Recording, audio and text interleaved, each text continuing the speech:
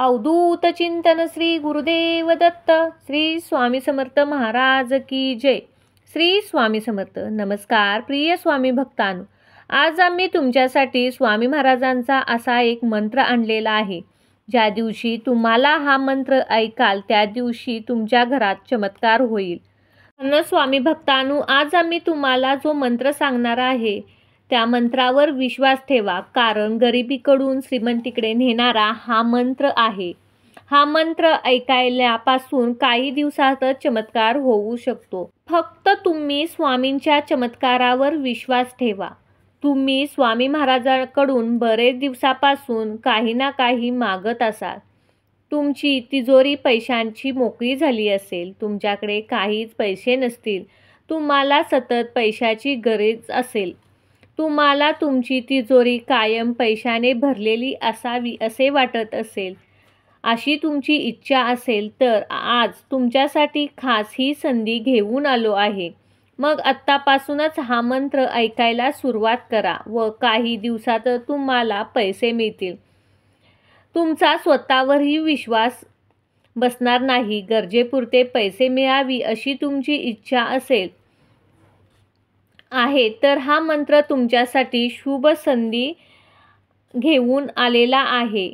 जर तुम्ही खऱ्या मनाने हा मंत्र 251 वेळा ऐकल्याने कोणीही तुम्हाला रोखू शकणार नाही। फक्त तुम्ही धीर धरा, कारण आपले स्वामी महाराज खूप दयाळू आहेत। आजपर्यंत खऱ्या मनाने ज्यांनी हा मंत्र ऐकला त्यांचे नशीब बदलले आहे। ज्या व्यक्तींना 1 लाख रुपयाची गरज होती तेच लोक आज दानधर्म करण्यासाठी कुठेही कमी पडत नाहीत। त्यामुळे सर्व सुख समाधान त्यांच्याकडे आहे। त्यांच्याकडे चारही बाजूने पैसा येण्यास सुरुवात झालेली आहे। जर तुमच्याकडेही पैसा येत नसेल, तुम्ही केलेल्या चुका किंवा चुकापासून कोणाचे मन दुखावले असेल, तर आज हा मंत्र तुम्हाला त्या पापातून मुक्त करेल। भक्तांनो, आता तुमचे नशीब बदलण्याची वेळ आलेली आहे। फक्त स्वामींवरती विश्वास ठेवून हा मंत्र ऐकत राहा आणि स्वामींचा आशीर्वाद प्राप्त करण्यासाठी आजच व्हिडिओला लाईक करा आणि 3 स्वामी भक्तांना हा व्हिडिओ शेअर करा। भक्तांनो, हा मंत्र तुमच्यासाठी नशिबाची गुरुकिल्ली आहे, त्यामुळे आज हा मंत्र तुम्ही नक्की ऐकावा। चला तर मग भक्तांनो, या मंत्राला सुरुवात करूया। ओम श्री स्वामी समर्थाय गुप्तधन दे नमः। ओम श्री स्वामी समर्थाय गुप्तधन दे नमः। ओम श्री स्वामी समर्थाय गुप्तधन दे नमः। ओम श्री स्वामी समर्थाय गुप्तधन दे नमः। ओम श्री स्वामी समर्थाय गुप्तधन दे नमः। ओम श्री स्वामी समर्थाय गुप्तधन दे नमः। ओम श्री स्वामी समर्थाय गुप्तधन दे नमः। ओम श्री स्वामी समर्थाय गुप्तधन दे नमः। ओम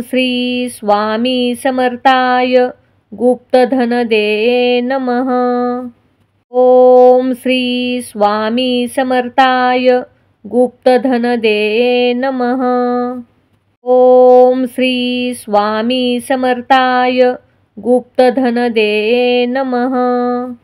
ओम श्री स्वामी समर्थाय गुप्तधन दे नमः। ओम श्री स्वामी समर्थाय गुप्तधन दे नमः।